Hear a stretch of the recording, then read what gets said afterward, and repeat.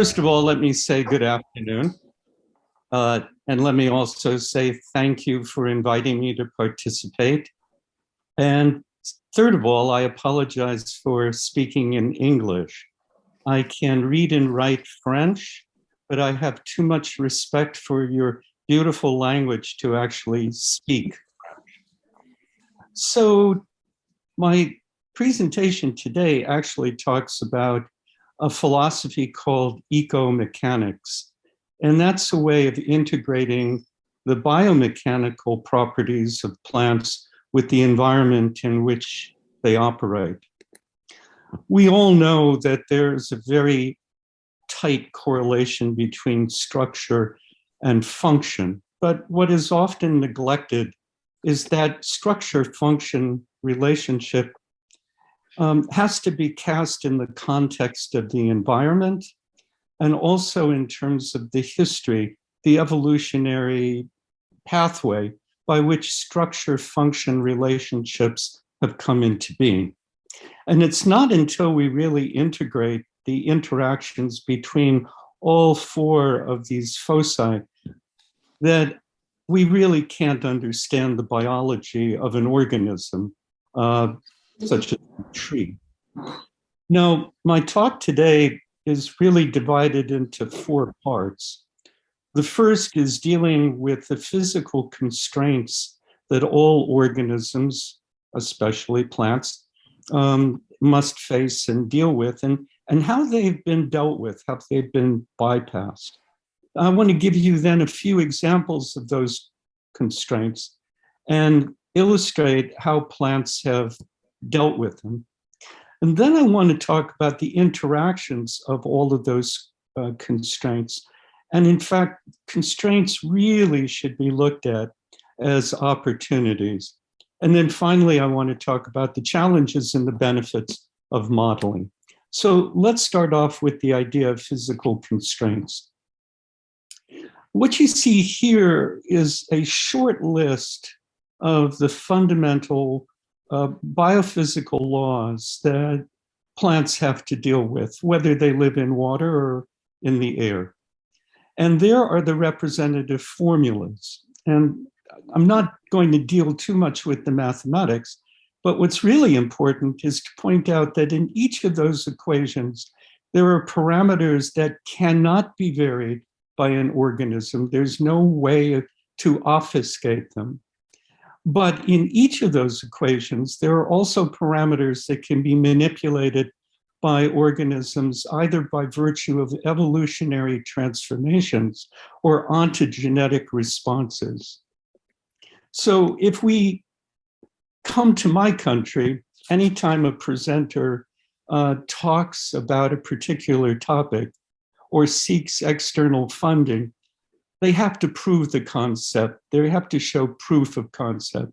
And I'm going to start off by showing you two computer simulations that are operating with those physical laws, but also allowing the organism to respond ontogenetically.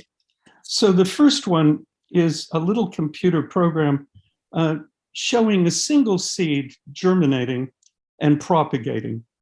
Every time the screen flicks, a year has gone by. So this simulation is representing about 100 years of how a population is dispersed and changes over time. This one is a simulation in which hundreds of seeds have been cast about randomly, and the organisms germinate, mature, and disperse and die. And I'm going to come back to this simulation at the end of the talk. By the way, every one of those little flicks that you see is really a propagule, a new seed being dispersed by the parent plant. And we're going to return to this simulation for proof of concept at the end of the talk. Okay, so what are some of the examples of the constraints that these plants face, and how do they go about resolving those constraints? This, as you probably know, is the formula for passive diffusion. This is Fick's second law.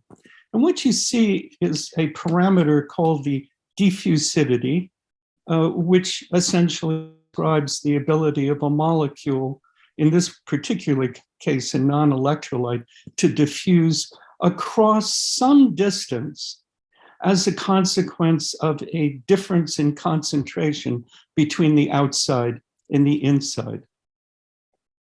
And what we see is that diffusivity numerically can't be changed. The diffusivity of oxygen or carbon dioxide in either air or water is a constant. So there's no way an organism can change it. But if you look at this other part of the equation, you see that there are at least two ways to deal with the problem. One is to manipulate the concentration gradient between inside and outside, and the other is to reduce the distance over which that molecule has to pass. And if you look at leaves and if you look at green stems, you see that the concentration can be manipulated simply by changing the rate of photosynthesis, by changing the rate at which, for example, carbon dioxide is fixed or oxygen is consumed.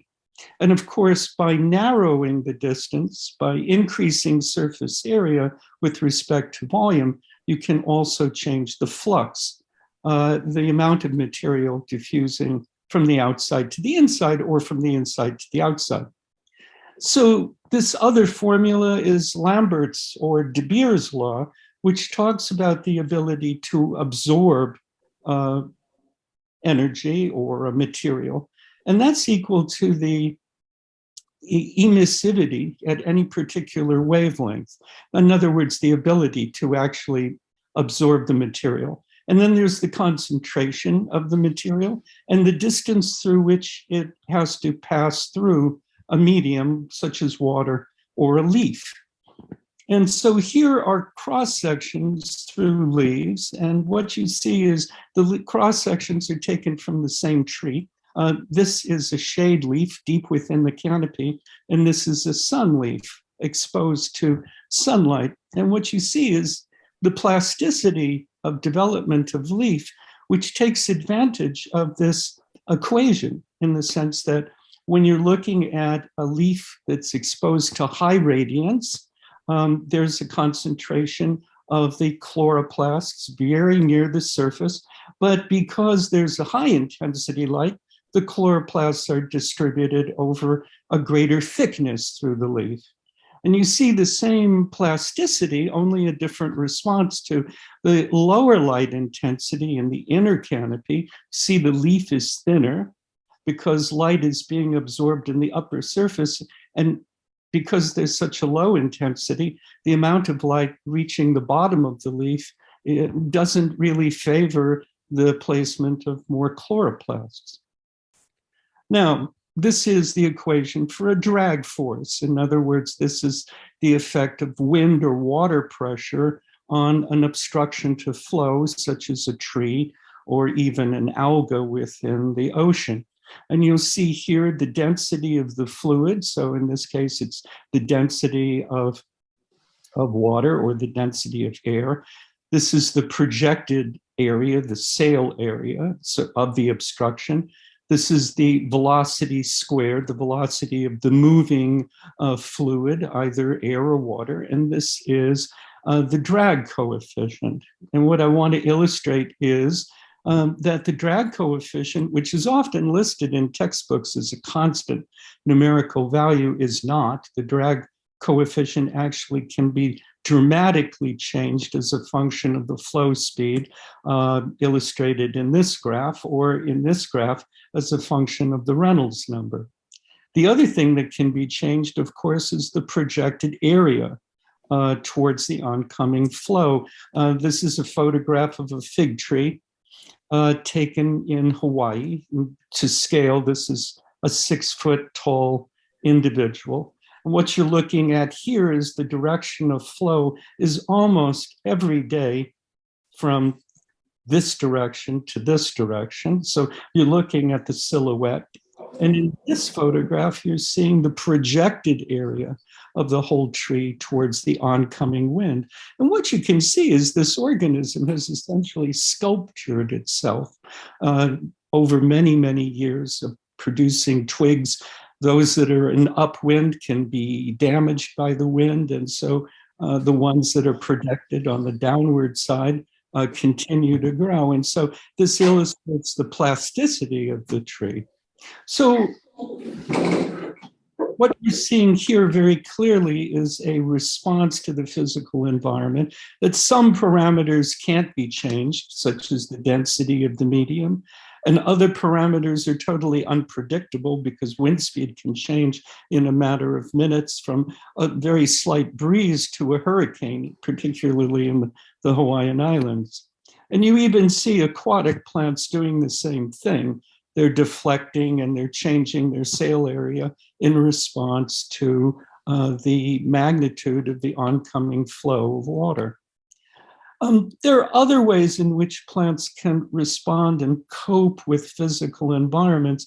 And I just wanted to illustrate one here by using palms. This is the base of the leaf of an old leaf. This is the petiole. The rest of the petiole and the rest of the leaf had been cut off. And what you can see in each case is that there's these two large vascularized remnants of the leaf. And here's a higher magnification of what they look like. And what you're seeing is essentially fibers that are creating a herringbone pattern like I'm showing with my fingers. And what's really remarkable about this is that our analyses using finite element analyses has shown that this clasping base of the leaf and then these two overlapping sections at the base of the petiole absorb the stresses and strains that are created when the palm leaves are disturbed by wind.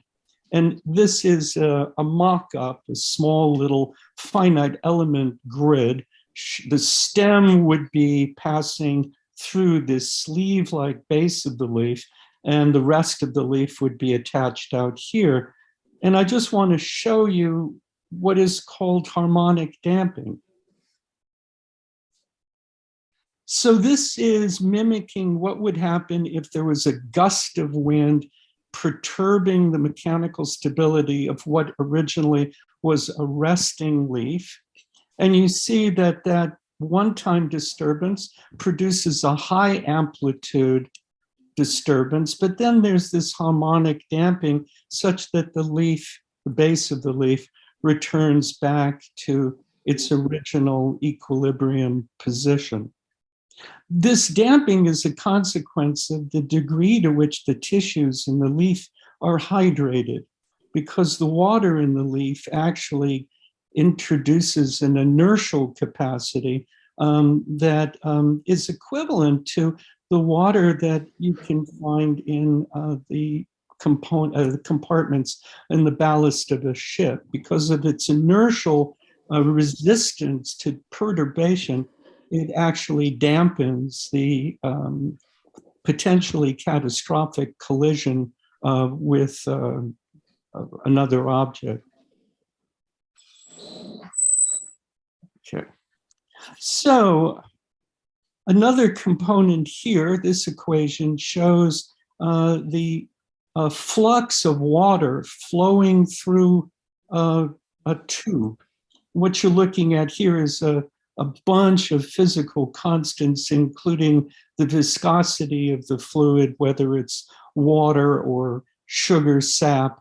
What you're looking here is a pressure differential, and right here is the length of the tube, and this is the inner radius of the tube raised to the fourth power. What I want to point out is that organisms, both ontogenetically and over evolutionary history, have altered the radii of their conducting elements. To illustrate, I've gone to the fossil record and looked at the maximum diameters of tracheids and vessels over geological time and plotted those tracheid diameters as a function of geological age. And these are the fossil remains of the oldest known vascular plants, fossils, such as Cooksonia. And over here you see the end of the Devonian. And what you can plainly see is over geological time, diameters of tracheids and ultimately of vessels found in angiosperms have progressively increased. What is interesting in the data is that by the end of the Devonian, the maximum sizes that we see in tracheids are equivalent to the maximum size of tracheids that we see in extant conifers today. So in a comparatively short evolutionary period of time, plants have maximized the extent to which they can conduct water. The physical constraint here is why not increase the radius of these conducting elements more and more? The reason is that there is a maximum size because of the risk of cavitation. At some point, the adhesion between water molecules and the inner lining of these conducting elements is not sufficient to withstand the tensile stresses that are produced in these cells as evapotranspiration carries water from the root system up into the leaves of the highest canopy. We also see these limitations when you look at ontogenetic changes in vessels or tracheids in a single tree. This was actually first discovered in 1884 by Sano, and it's called Sano's law. So if you plot the diameters of conducting cells from the base of the trunk of a tree to the smallest branches, woody branches in the upper canopy, you see very clear statistical trends. Another example of constraints and how they're dealt with by organisms is shown by this equation. This is the Euler-Greenhill equation that calculates the critical height to which a vertical column can reach before it elastically deforms under its own weight. And you see here in the equation a numerical constant. This is Young's modulus, a measure of the stiffness of whatever the column is made of. This is the bulk density of the material that's used to construct the column. This is the acceleration due to gravity. And that whole thing is raised to the third power. And this is the diameter at the base of the column. So in this case, we can talk about a tree. And the one thing that's kind of interesting is that this so-called constant is really not a constant. The numerical value of C is a function of the degree to which the trunk is tapered. This is an untapered trunk, and you see two examples of tapering. What's really interesting to me is that the numerical value of C increases as a function of the degree to which the column is tapered. And so if you look at a juvenile tree, a sapling, you'll see very little evidence of tapering. So this numerical value is lower compared to looking at the trunk of a tree of the same species, which is significantly more tapered. Another thing that we see is that the elastic moduli of wood and the bulk density of wood varies as a function not only of the species that you're interested in, but also as a function of the age of the wood. So talking about a constant elastic modulus, even within the trunk of the same tree, is really not legitimate. And it's also not legitimate to say that the density is constant. This graph, by the way, is interspecific. Every one of those data points that you see represents data from a particular species. And it might be difficult to point out, but let me show you that some of the data points are squares and some of them are rotated squares.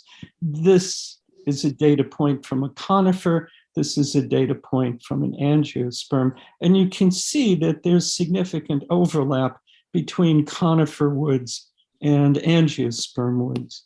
And certainly another thing that can be varied ontogenetically as well as phylogenetically is the maximum diameters that can be reached at the base of vertical columns, such as a tree trunk. And once again, returning to the fossil record, I've gone into the literature and looked at the maximum stem diameters reported for different fossils for this early seminal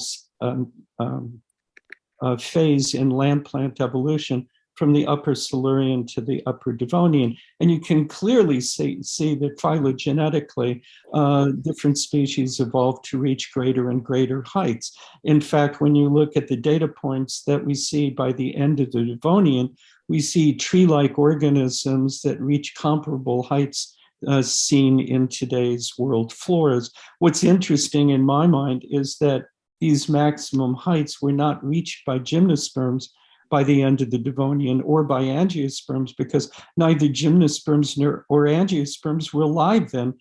This is actually a tree lycopod. Just to show that there's proof of concept, these are data from the literature for living palms, living eudicot trees, cycads, and cacti. Now, every one of these data points represents the maximum height reported for each of the individual species. And what's kind of interesting is if you use this equation, this dotted green line is actually the critical buckling height predicted based on the material properties of these living organisms and the maximum heights. And what you see is that not a single data point exceeds the maximum limit. And I'll just return once more to this equation by pointing out that the only parameter here that cannot be changed by any organism is the gravitational constant G. This formula also shows how organisms can adaptively respond. This is a bending moment. So that is the equivalent of the force times the lever arm that a branch or a tree trunk can experience. And once again, you see the gravitational constant. You see the bulk density of whatever the wood is or whatever the cantilevered beam is.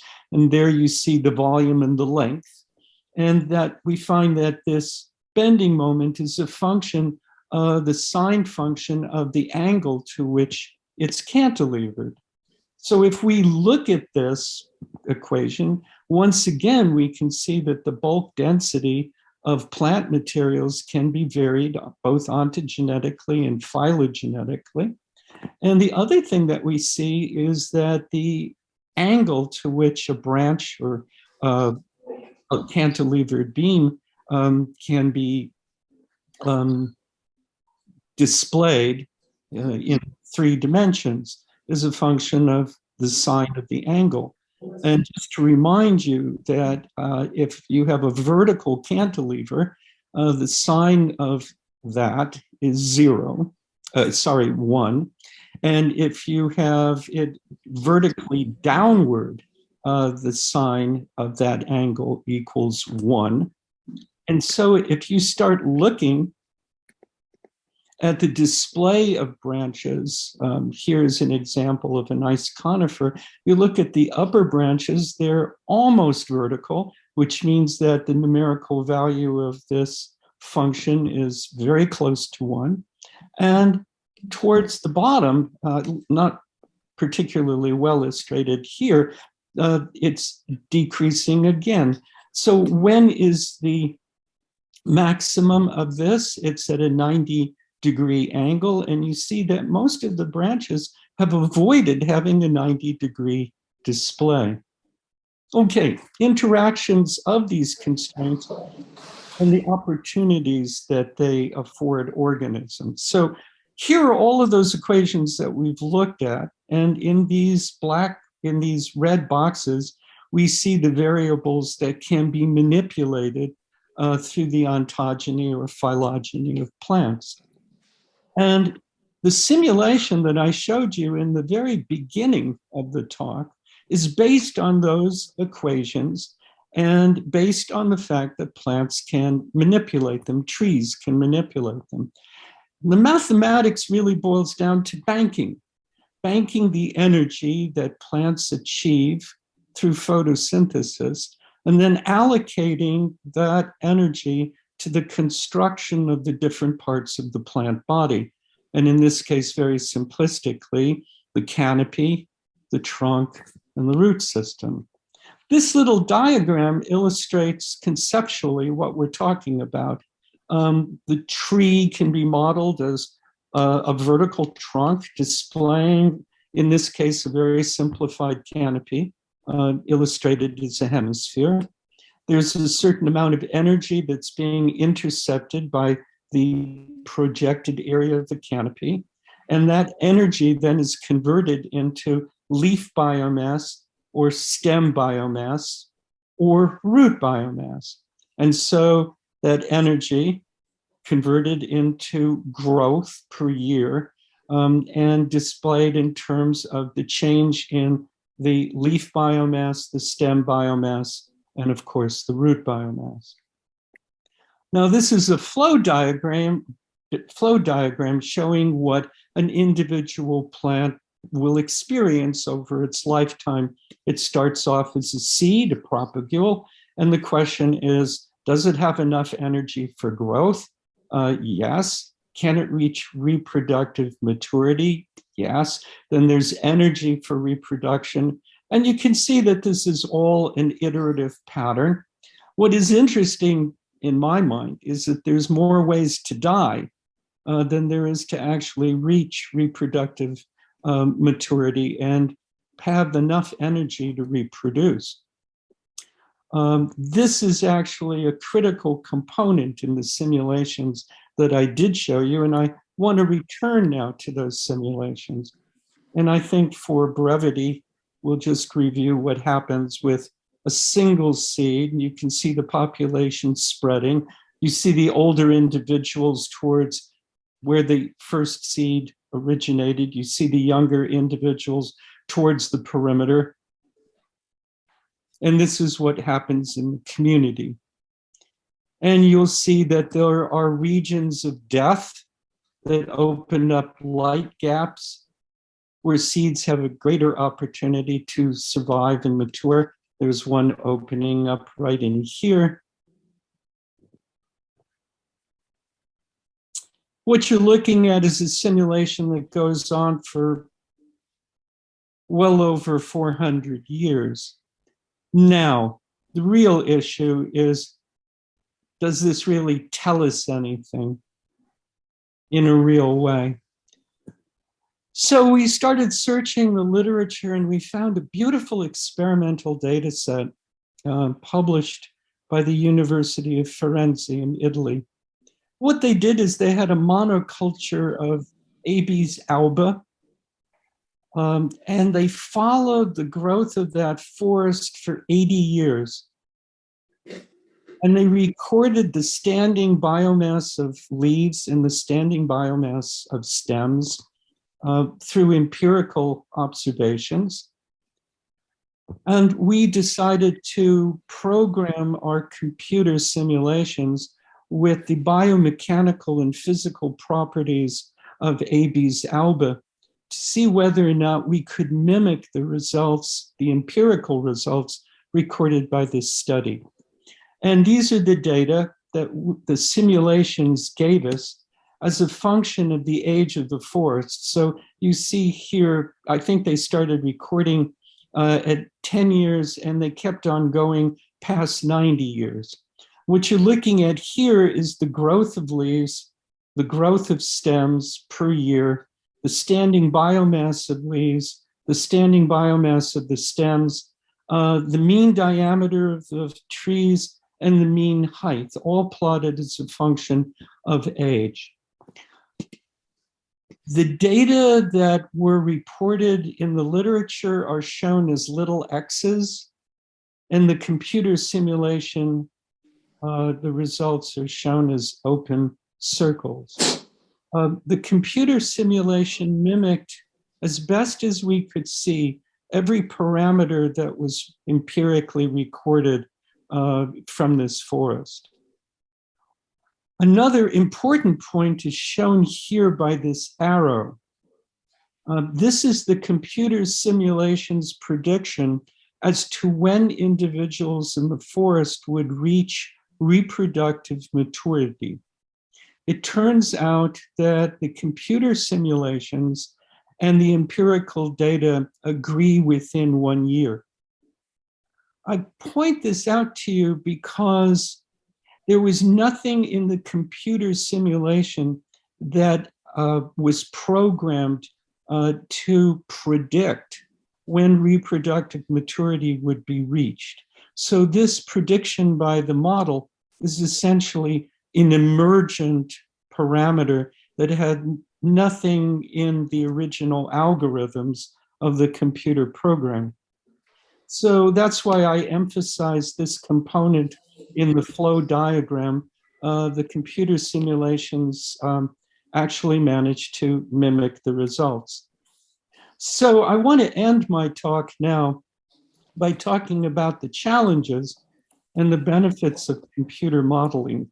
I'm very much enamored by modeling, but I'm also very much concerned about falling into a variety of fallacies. And what I want to do is compare, in a sense, the logic of engineering and biophysics compared to what we face in the field. First thing is, if you're an engineer, generally, the working environment is known, it's specified. I know what the factory looks like. I know what the lab space looks like. So beforehand, a priori, the physical environment is known to me. Also, if I'm designing a machine, I know the design specifications. And importantly, I know what that machine has to do to function. Also, as an engineer, I can alter the structure or the building materials depending on the design specifications, the functions, and the environment.